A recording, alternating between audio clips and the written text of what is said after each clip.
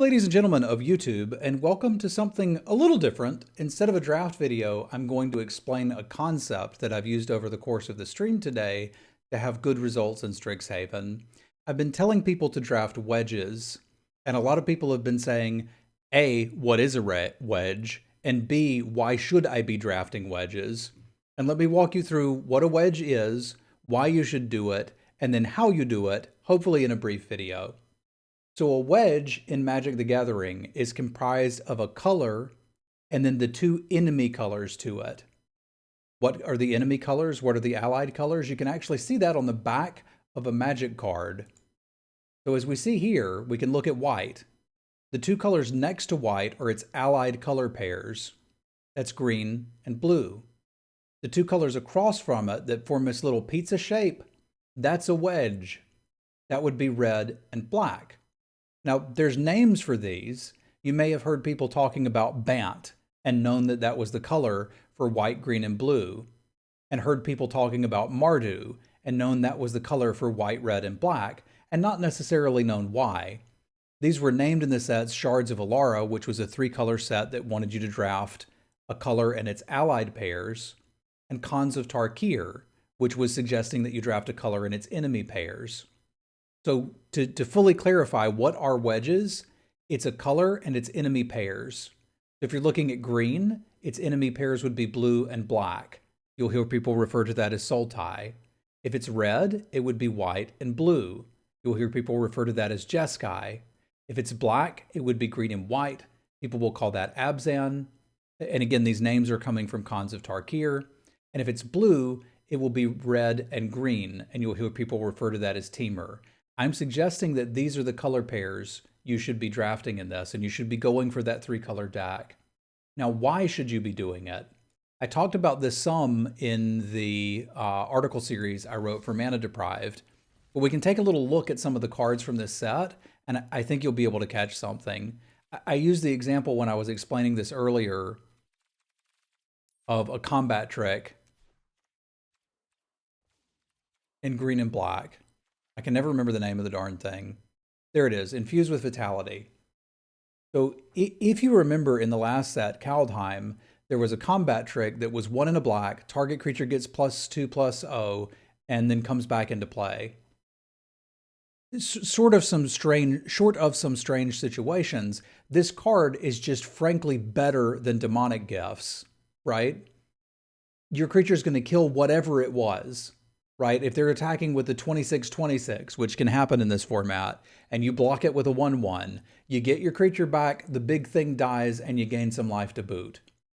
Why is it okay for this card at common to be that much better than Demonic Gifts? The answer is because of the color requirements. In this set, I can't play Infused with Vitality with any other color pair except for green. And this set is built around that idea. That's part of one of the reasons why it seems so powerful, is Wizards will allow better cards to be printed if they're harder to cast. So if you look through the different schools that are available in this set, you'll start to notice a theme. Let me get creatures in here. We got some dragons. Those dragons are named Silverquill, Prismari, Witherbloom, Lorehold, and Quandrix. What do these dragons have in common? They're all enemy color pairs, and so are all of their colleges. So this is a card that is two enemy color pairs, not allied ones, and that's going to begin to matter. The fixing in this set lines up on the common dual lands that you'll see, where they're always going to be enemy color paired. And this also means that there's, like, you can't draft Rakdos in this set. That's an allied color pair. If you played in Guilds of Ravnica, for example, or any of the Ravnica sets, you're familiar with things like Boros, things like Rakdos that are allied color pairs, as well as the enemy ones. But we only get the enemy ones here. That means in this set, there are no gold cards for blue-black, for example. You can draft a blue-black deck, but it's going to be kind of crap. because you're not going to get any gold cards for it. We know gold cards are more powerful, and there's something like 2.5 times as many gold cards in this set as there are in a normal one. So that means if you're going to be splashing, or if you're going to be playing 3 colors, you get access to so many more of these powerful gold cards if you're drafting a wedge, right? So imagine that I'm drafting the Mardu wedge, which is red, white, and black. I get all of the cards from Silverquill and all of the cards from Lorehold. I can play all of those. Instead, if I'm drafting in a shard like Bant, I get all of the gold cards from Quandrix, and that's it. I don't get any more because there's just nothing else that pairs with this. So hopefully that makes some sense. Now that's what I'm suggesting that you should be drafting. What card am I suggesting that would allow you to do that? One innocuous little colorless sorcery that doesn't have anything to do with dragons. Boop, boop, boop, boop, boop. Just a little bit to do with some science. This is probably the first pick out of nearly every pack that you open. If you will devote the first few picks to building a mana base that can support a wedge, then you can pick all of the cards that go in that wedge and play them.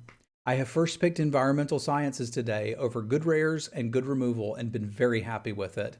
It is incredibly easy to find a learn card or two that will help you find it. Once I have 1 or, God forbid, 2 copies of environmental science, if I'm playing 3 learn cards, that's 3 sources of any color in my deck. The first copy of this is incredibly powerful. The second copy of it's even useful. Even 2-color decks are happy to have something like this because sometimes you miss land drops, but you can fully exploit it and draft a wedge, get all the good gold cards from both colleges, and put them together and make a powerful deck. Does that make sense, chat? And also, does anybody have any questions after that explanation? I do want to put this up on YouTube so that I can kind of link to it when people ask for it again. But the idea is you spend most of the first pack. You don't have to do this. It ain't going to work every time. Not every table will allow this. But what I'm looking to do is get me some environmental sciences early, then figure out an open color and get some learn cards, and then get rewarded in the later packs by getting the powerful gold uncommons and rares passed to me that I can just play all of them. So that means there's actually 10 decks that you can draft in this, right? You can draft the colleges and the wedges. Is there a college you feel supports this plan better? Not really. It's super easy with Mardu because people still don't like Guiding Voice, and you can pick up like 500 of them if you want them. How highly do you place the campuses? You don't really need them. It's nice to have 1 or 2. You need a copy of environmental sciences and like 3 learn cards, and you can do this, and it's fine. The format's also slow, and like the thing that really opened me up to this was there's some synergy-based decks that rely on creatures. And like I initially thought Rise of Extus was too slow to be good. It's not. There's good removal in this set. There's cheap removal. There's 2-for-1 removal. You can buy it back. So any sort of synergy that's built around having, 2 or 3 specific creatures in play, whether that's the crocodile that gains life and the menace dude that grows when you gain life, that's so easy to blow out. And my poor buddy, Quintoris, like you got to have him in play and then start doing things, but he's so easy to kill. What's the downside fail case of taking a 3rd color? I haven't seen one. Sometimes it's not open and you get a deck that looks a little bit like a train wreck, but like ideally in that point, you would just hedge back and draft a normal college deck. So like this is the part where I'm like, I don't know why you wouldn't be going for this. This would be my default that I'm looking to sit down and draft. And if it doesn't work, I can just be like, okay, I guess we'll build, looks like Silverquill's kind of open, we'll build a Silverquill deck. Like, we just got 6 wins with a deck where I'm still making mistakes while I'm playing these cards. Like, there's entire novels written on these cards, there's too much text, and I don't feel well. Like, there's a lot of excuses. I'm gonna make some mistakes. But the decks have been very powerful drafting with this strategy. So YouTubers, ideally, I'll be able to link this back when somebody's like, what's a wedge? Why should I be drafting wedges? Chat, thank you for bearing with me. But yeah, it's slow enough to support this. I've played straight up 3-color monstrosities, and you guys just watched one. We had a Sultai deck and got 6 wins. It was great.